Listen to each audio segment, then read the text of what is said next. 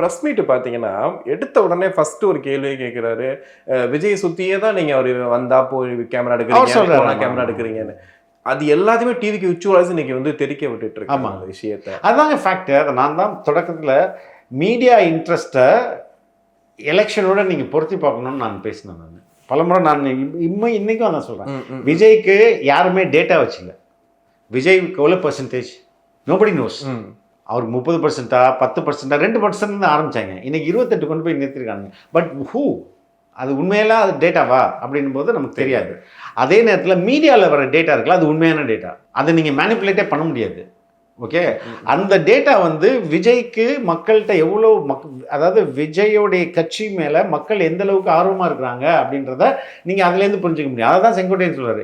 நீங்கள் எதுக்கு 10 சேனல் வரணுன்ட்டா நான் பேசிட்டேன், 10 சேனல் போட்டு எதுங்க கவர் பண்ணுறீங்க அப்படின்னு கேட்குறாரு. வீட்டிலேருந்து வந்தால் கவர் பண்ணுறீங்க, ஏரோப்ளேனில் போனால் கவர் பண்ணுறீங்க, அதுக்கப்புறம் அங்கேருந்து பஸ்ஸில் போனால் கவர் பண்ணுறீங்க, திரும்பி வந்தால் கவர் பண்ணுறீங்க. ஏன் இவ்வளோ கவர் பண்ணுறீங்க? மக்கள் அவ்வளோ பார்க்குறதுனால தான் நீங்கள் கவர் பண்ணுறீங்க. மக்கள் பார்க்காதவனை நீங்கள் கவர் பண்ண மாட்டாங்க. அதில் சேல் ஆகலை அப்படின்னும் போது கவர் பண்ண மாட்டாங்க இல்லையா? அப்போ எந்த பொருள் விற்குது அப்படின்னும் போது இங்கே விஜய்ன்ற முகமும் தாவைக்கான்ற கட்சியும் அதிகமாக மீடியாவில் விற்கிற பொருளாக மாறுது. ஏன் விற்கிற பொருளாக மாறுதுன்னா அதுக்கு காரணம் கன்சியூமர்ஸ் வந்து நிறைய கன்சியூம் பண்ணுறாங்க. புரியுதுங்களா? அப்போ இந்த டேட்டா இருக்குல்ல, இது ரொம்ப முக்கியமானது.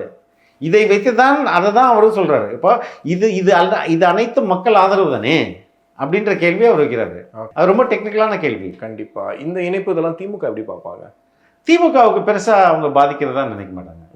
பிகாஸ் அவங்க இவர்கள் செங்கோட்டையன் திமுகவுக்கு சேர்த்து தான் சந்தோஷப்பட்டிருப்பாங்க. பட் இப்போ அது they will not be bothered. பெருசாக அது பெரிய பாதிப்பாக அவங்க எடுத்துக்கணும்.